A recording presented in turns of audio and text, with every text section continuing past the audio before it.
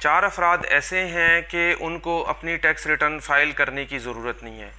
تو اسی کے حوالے سے آج ہم بات کرتے ہیں تفصیلاً. اگر آپ کو اس بات کا علم نہیں ہے تو یہ ویڈیو آپ لوگوں کے لیے ہے، اور ویڈیو کو اینڈ تک دیکھیے گا تاکہ پوری بات کمپلیٹلی آپ لوگوں کو سمجھ آ سکے. وہ کون 4 لوگ ایسے ہیں جن کو اپنی ٹیکس ریٹرن فائل کرنے کی ضرورت نہیں ہے؟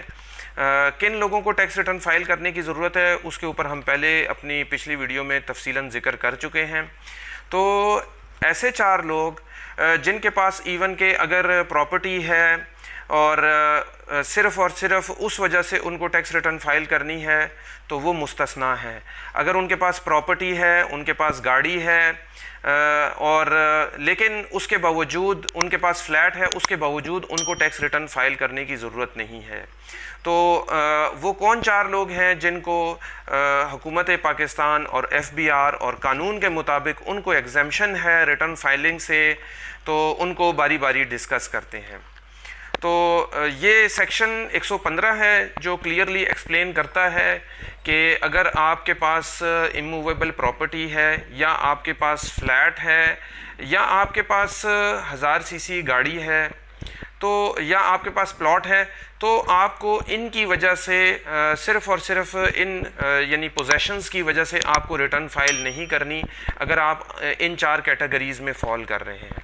تو سب سے پہلے ہے کہ اگر آپ وڈو ہیں یعنی بیوہ ہے تو اس کو ٹیکس ریٹرن فائل کرنے کی ضرورت نہیں ہے. دوسرے نمبر پر اگر آپ اورفن ہیں یعنی یتیم ہیں، اور آپ کی پوزیشن میں یہ چیزیں ہیں، یعنی یقیناً آپ کی پوزیشن میں یہ چیزیں انہیریٹنس کے تھرو آئی ہوں گی، تو پھر بھی آپ کو اپنی ریٹرن فائل کرنے کی ضرورت نہیں ہے. یعنی صرف پراپرٹی کی وجہ سے، یا آپ کے پاس پلاٹ ہے، یا آپ کے پاس گاڑی ہے یا فلیٹ ہے، تو صرف اس کی وجہ سے آپ کو ریٹرن فائل کرنے کی ضرورت نہیں ہے. اسی طرح اگر آپ ڈسیبل ہیں تو پھر بھی ان پوزیشنز کی وجہ سے، یعنی پراپرٹی، فلیٹ یا پلاٹ وغیرہ کی وجہ سے یا گاڑی کی وجہ سے آپ کو ریٹرن فائل کرنا ضروری نہیں ہے. آپ کو FBR اور حکومت کا قانون، پاکستان کا قانون آپ کو ایگزمپٹ کرتا ہے ریٹرن فائلنگ سے. آخر میں بات کریں گے وہ اوورسیز لوگ جو صرف اور صرف پراپرٹی کی اونرشپ کی وجہ سے ریٹرن فائل کرتے ہیں، تو ان کو بھی ٹیکس ریٹرن فائل کرنے کی ضرورت نہیں ہے، NTN لینے کی ضرورت نہیں ہے.